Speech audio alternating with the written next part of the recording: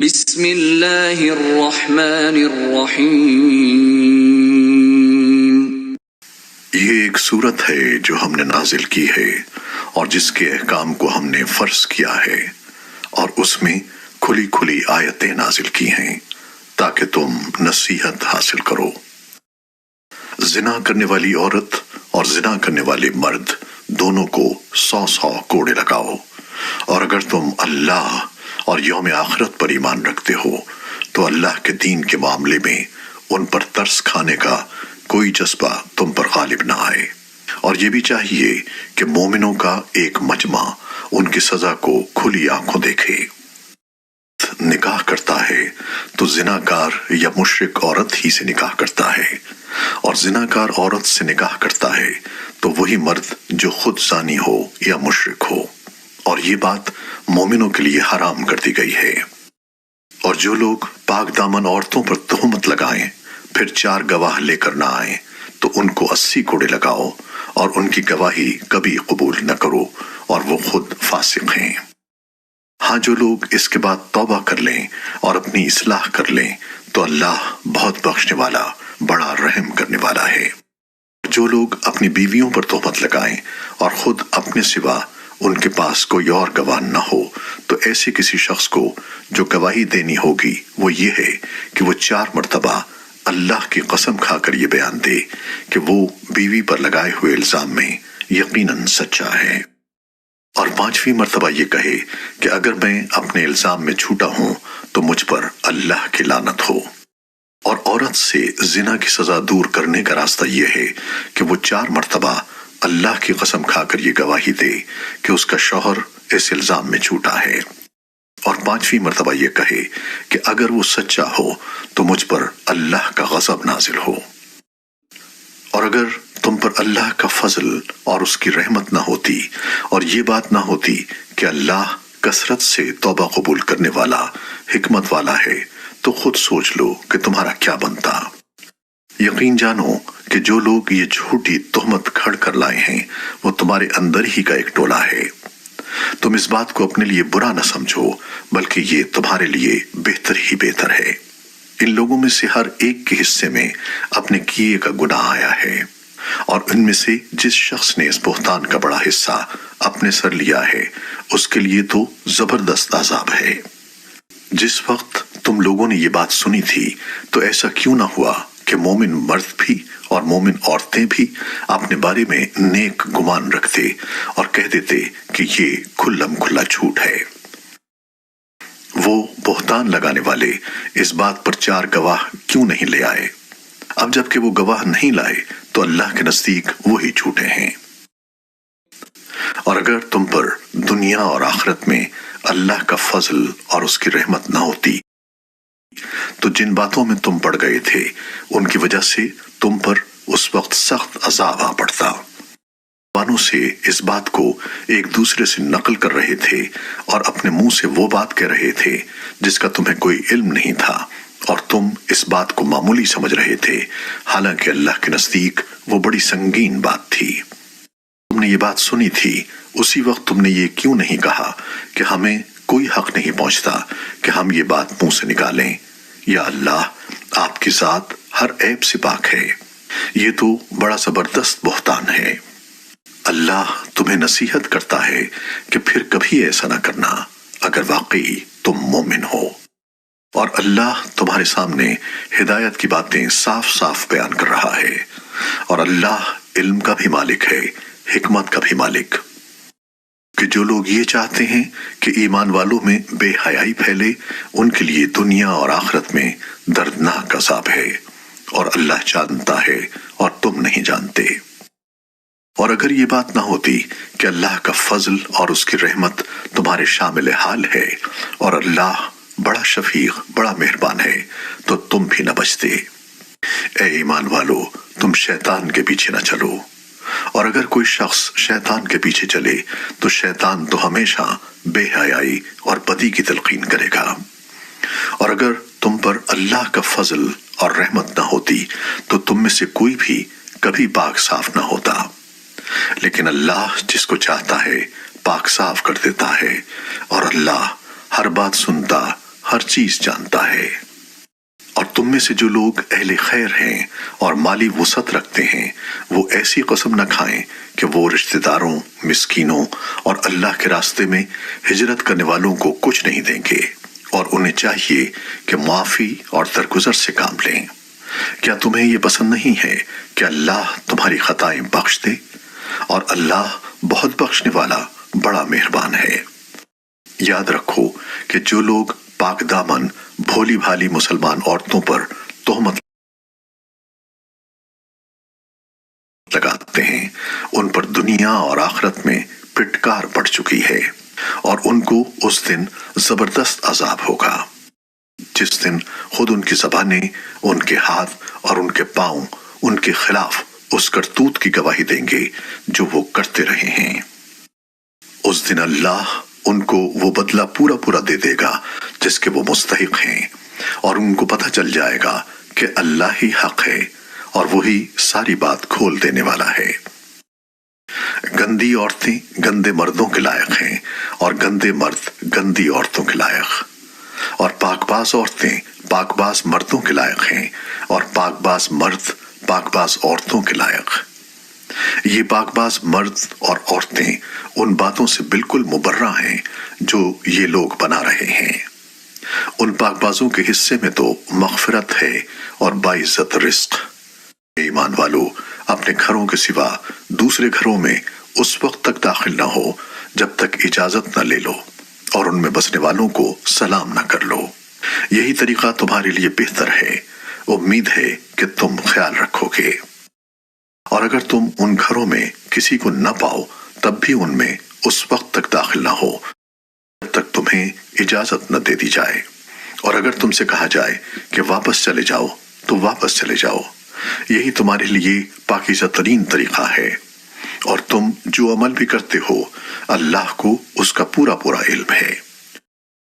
تمہارے لیے اس میں کوئی گناہ نہیں ہے کہ تم ایسے گھروں میں اجازت لیے بغیر داخل ہو جن میں کوئی رہتا نہ ہو اور ان سے تمہیں فائدہ اٹھانے کا حق ہو، اور تم جو کام علانیہ کرتے ہو اور جو چھپ کر کرتے ہو اللہ ان سب کو جانتا ہے۔ مومن مردوں سے کہہ دو کہ وہ اپنی نگاہیں نیچی رکھیں اور اپنی شرمگاہوں کی حفاظت کریں، یہی ان کے لیے پاکیزہ ترین طریقہ ہے۔ وہ جو کاروائیاں کرتے ہیں اللہ ان سب سے پوری طرح باخبر ہے۔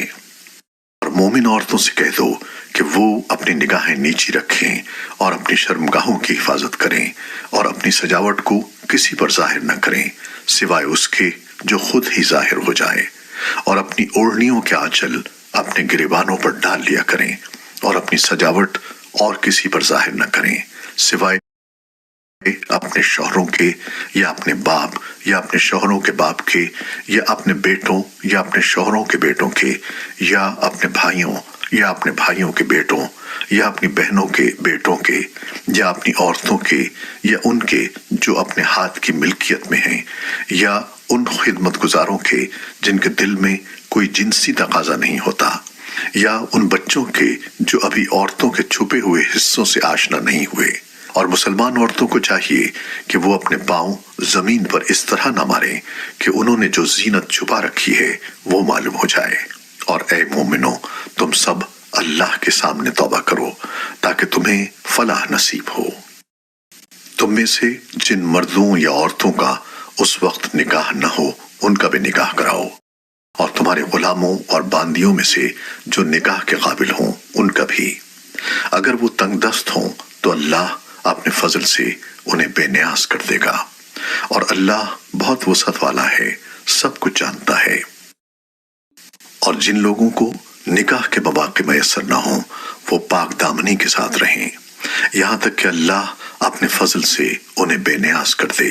اور تمہاری ملکیت کے غلام باندیوں میں سے جو مکاتبت کا معاہدہ کرنا چاہیں، اگر ان میں بھلائی دیکھو تو ان سے مکاتبت کا معاہدہ کر لیا کرو۔ اور مسلمانوں، اللہ نے تمہیں جو مال دے رکھا ہے اس میں سے ایسے غلام باندیوں کو بھی دیا کرو، اور اپنی باندیوں کو دنیاوی زندگی کا ساز و سامان حاصل کرنے کے لیے بدکاری پر مجبور نہ کرو جبکہ وہ پاک دامنی چاہتی ہوں۔ اور جو کوئی انہیں مجبور کرے گا تو ان کو مجبور کرنے کے بعد اللہ ان باندیوں کو بہت بخشنے والا بڑا مہربان ہے۔ اور ہم نے وہ آیتیں بھی اتار کر تم تک پہنچا دی ہیں جو ہر بات کو واضح کرنے والی ہیں، اور ان لوگوں کی مثالیں بھی جو تم سے پہلے گزر چکے ہیں، اور وہ نصیحت بھی جو اللہ سے ڈرنے والوں کے لیے کارآمد ہے۔ اللہ تمام آسمانوں اور زمین کا نور ہے۔ اس کے نور کی مثال کچھ یوں ہے جیسے ایک طاق ہو جس میں چراغ رکھا ہو۔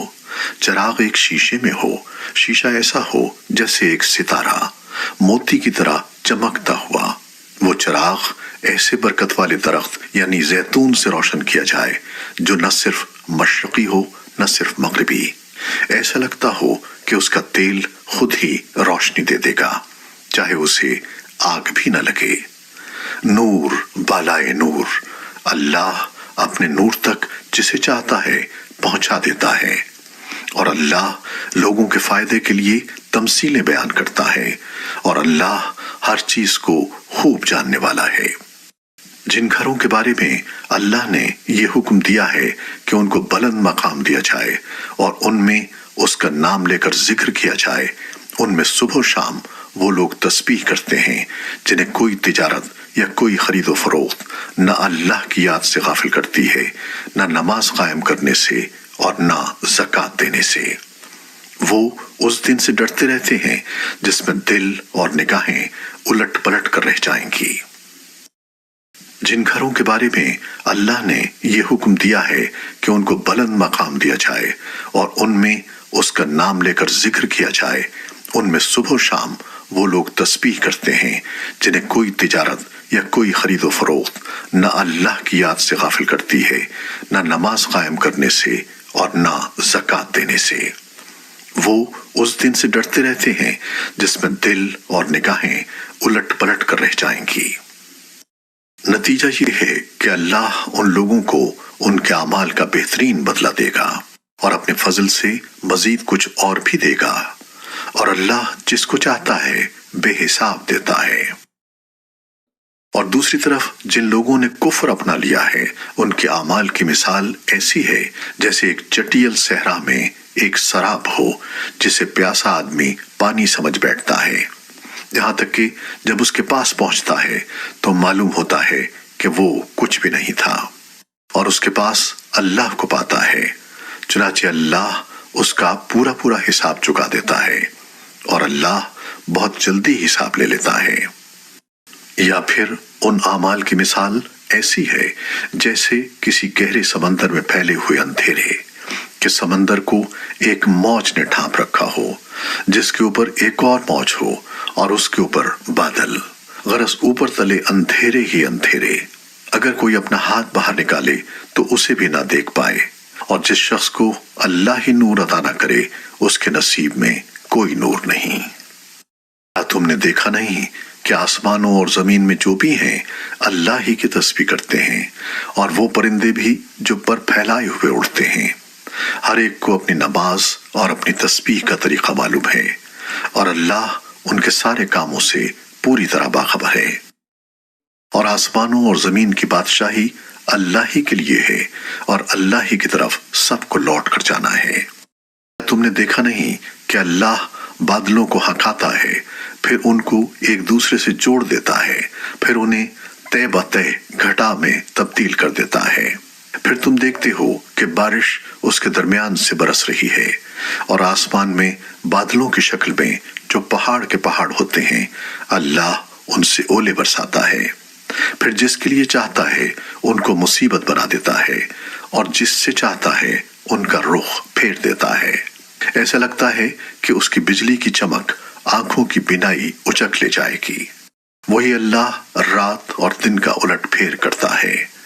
یقیناً ان سب باتوں میں ان لوگوں کے لیے نصیحت کا سامان ہے جن کے پاس دیکھنے والی آنکھیں ہیں۔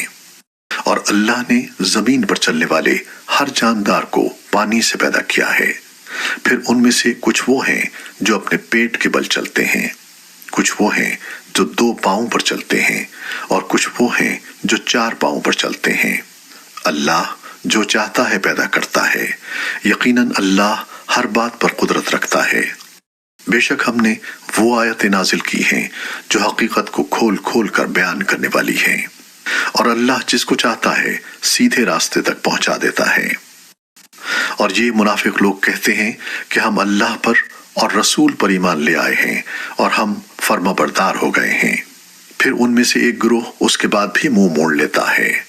یہ لوگ حقیقت میں مومن نہیں ہیں۔ اور جب انہیں اللہ اور اس کے رسول کی طرف بلایا جاتا ہے تاکہ رسول ان کے درمیان فیصلہ کریں، تو ان میں سے کچھ لوگ ایک دم رخ پھیر لیتے ہیں، اور اگر خود انہیں حق وصول کرنا ہو تو وہ بڑے فرما بردار بن کر رسول کے پاس چلے آتے ہیں۔ کیا ان کے دلوں میں کوئی روگ ہے یا یہ شک میں پڑے ہوئے ہیں، یا انہیں یہ اندیشہ ہے کہ اللہ اور اس کا رسول ان پر ظلم ڈھائے گا؟ نہیں، بلکہ ظلم ڈھانے والے تو خود یہ لوگ ہیں۔ مومنوں کی بات تو یہ ہوتی ہے کہ جب انہیں اللہ اور اس کے رسول کی طرف بلایا جاتا ہے تاکہ رسول ان کے درمیان فیصلہ کریں، تو وہ یہ کہتے ہیں کہ ہم نے حکم سن لیا اور مان لیا، اور ایسے ہی لوگ ہیں جو فلاح پانے والے ہیں۔ اور جو لوگ اللہ اور اس کے رسول کی فرما برداری کریں، اللہ سے ڈریں اور اس کی نافرمانی سے بچیں، تو وہی لوگ کامیاب ہیں۔ اور یہ منافق لوگ بڑے زوروں سے اللہ کی قسمیں کھاتے ہیں کہ اگر اے پیغمبر تم انہیں حکم دو گے تو یہ نکل کھڑے ہوں گے۔ ان سے کہو قسمیں نہ کھاؤ، تمہاری فرما برداری کا سب کو پتہ ہے، یقین جانو کہ تم جو کچھ کرتے ہو اللہ اس سے پوری طرح باخبر ہے۔ ان سے کہو کہ اللہ کا حکم مانو اور رسول کے فرما بردار بنو۔ پھر بھی اگر تم نے منہ پھیرے رکھا تو رسول پر تو اتنا ہی بوجھ ہے جس کی ذمہ داری ان پر ڈالی گئی ہے، اور جو بوجھ تم پر ڈالا گیا ہے اس کے ذمہ دار تم خود ہو۔ اگر تم ان کی فرما برداری کرو گے تو ہدایت پا جاؤ گے، اور رسول کا فرض اس سے زیادہ نہیں ہے کہ وہ صاف صاف بات پہنچا دیں۔ ان میں سے جو لوگ ایمان لے آئے ہیں اور جنہوں نے نیک عمل کیے ہیں، ان سے اللہ نے وعدہ کیا ہے کہ وہ انہیں ضرور زمین میں اپنا خلیفہ بنائے گا، جس طرح ان سے پہلے لوگوں کو بنایا تھا، اور ان کے لیے اس دین کو ضرور اقتدار بخشے گا جسے ان کے لیے پسند کیا ہے، اور ان کو جو خوف لاحق رہا ہے اس کے بدلے انہیں ضرور امن عطا کرے گا۔ بس وہ میری عبادت کریں، میرے ساتھ کسی چیز کو شریک نہ ٹھہرائیں، اور جو لوگ اس کے بعد بھی ناشکری کریں گے تو ایسے لوگ نافرمان ہوں گے۔ اور نماز قائم کرو اور زکوٰۃ ادا کرو اور رسول کی فرما برداری کرو تاکہ تمہارے ساتھ رحمت کا برتاؤ کیا جائے۔ یہ ہرگز نہ سمجھنا کہ جن لوگوں نے کفر کا راستہ اپنا لیا ہے وہ زمین میں کہیں بھاگ کر ہمیں بے بس کر دیں گے۔ ان کا ٹھکانہ دوزخ ہے، اور یقیناً وہ بہت ہی برا ٹھکانہ ہے۔ اے ایمان والو، جو غلام لونڈیاں تمہاری ملکیت میں ہیں اور تم میں سے جو بچے ابھی بلوغ تک نہیں پہنچے، ان کو چاہیے کہ وہ 3 اوقات میں تمہارے پاس آنے کے لیے تم سے اجازت لیا کریں، نماز فجر سے پہلے اور جب تم دوپہر کے وقت اپنے کپڑے اتار کر رکھا کرتے ہو، اور نماز عشاء کے بعد۔ یہ 3 وقت تمہارے پردے کے اوقات ہیں۔ ان اوقات کے علاوہ نہ تم پر کوئی تنگی ہے نہ ان پر، ان کا بھی تمہارے پاس آنا جانا لگا رہتا ہے، تمہارا بھی ایک دوسرے کے پاس۔ اللہ اسی طرح آیتوں کو تمہارے سامنے کھول کھول کر بیان کرتا ہے، اور اللہ علم کا بھی مالک ہے، حکمت کا بھی مالک۔ اور جب تمہارے بچے بلوغ کو پہنچ جائیں تو وہ بھی اسی طرح اجازت لیا کریں جیسے ان سے پہلے بالغ ہونے والے اجازت لیتے رہے ہیں۔ اللہ اسی طرح اپنی آیتیں کھول کھول کر تمہارے سامنے بیان کرتا ہے، اور اللہ علم کا بھی مالک ہے، حکمت کا بھی مالک۔ اور جن بڑی بوڑھی عورتوں کو نکاح کی کوئی توقع نہ رہی ہو، ان کے لیے اس میں کوئی گناہ نہیں ہے کہ وہ اپنے زائد کپڑے مثلا چادریں نامحرموں کے سامنے اتار کر رکھ دیں، بشرطے کہ زینت کی نمائش نہ کریں، اور اگر وہ احتیاط ہی رکھیں تو ان کے لیے اور زیادہ بہتر ہے، اور اللہ سب کچھ سنتا، ہر بات جانتا ہے۔ نہ کسی نابینا کے لیے اس میں کوئی گناہ ہے، نہ کسی پاؤں سے معذور شخص کے لیے کوئی گناہ ہے، نہ کسی بیمار شخص کے لیے کوئی گناہ ہے، اور نہ خود تمہارے لیے کہ تم اپنے گھروں سے کچھ کھا لو۔ یا اپنے باپ دادا کے گھروں سے، یا اپنی ماؤں کے گھروں سے، یا اپنے بھائیوں کے گھروں سے، یا اپنی بہنوں کے گھروں سے، یا اپنے چچاؤں کے گھروں سے، یا اپنی پھپھیوں کے گھروں سے، یا اپنے ماموں کے گھروں سے، یا اپنی خالاؤں کے گھروں سے، یا ان گھروں سے جن کی چابیاں تمہارے اختیار میں ہوں، یا اپنے دوستوں کے گھروں سے۔ اس میں بھی تمہارے لیے کوئی گناہ نہیں ہے کہ سب مل کر کھاؤ یا الگ الگ۔ چنانچہ جب تم گھروں میں داخل ہو تو اپنے لوگوں کو سلام کیا کرو کہ یہ ملاقات کی وہ بابرکت پاکیزہ دعا ہے جو اللہ کی طرف سے آئی ہے۔ اللہ اسی طرح آیتوں کو تمہارے سامنے کھول کھول کر بیان کرتا ہے تاکہ تم سمجھ جاؤ۔ مومن تو وہ لوگ ہیں جو اللہ اور اس کے رسول کو دل سے مانتے ہیں، اور جب رسول کے ساتھ کسی اجتماعی کام میں شریک ہوتے ہیں تو ان سے اجازت لیے بغیر کہیں نہیں جاتے۔ اے پیغمبر، جو لوگ تم سے اجازت لیتے ہیں یہی وہ لوگ ہیں جو اللہ اور اس کے رسول کو دل سے مانتے ہیں۔ چنانچہ جب وہ اپنے کسی کام کے لیے تم سے اجازت مانگے تو ان میں سے جن کو چاہو اجازت دے دیا کرو، اور ان کے لیے اللہ سے مغفرت کی دعا کیا کرو۔ یقیناً اللہ بہت بخشنے والا بڑا مہربان ہے۔ اے لوگو، اپنے درمیان رسول کے بلانے کو ایسا معمولی نہ سمجھو جیسے تم آپس میں ایک دوسرے کو بلا لیا کرتے ہو۔ اللہ تم میں سے ان لوگوں کو خوب جانتا ہے جو ایک دوسرے کی آڑ لے کر چپکے سے کھسک جاتے ہیں۔ لہذا جو لوگ اس کے حکم کی خلاف ورزی کرتے ہیں ان کو اس بات سے ڈرنا چاہیے کہ کہیں ان پر کوئی آفت نہ آ پڑے یا انہیں کوئی دردناک عذاب نہ آ پکڑے۔ یاد رکھو کہ آسمانوں اور زمین میں جو کچھ ہے اللہ ہی کا ہے۔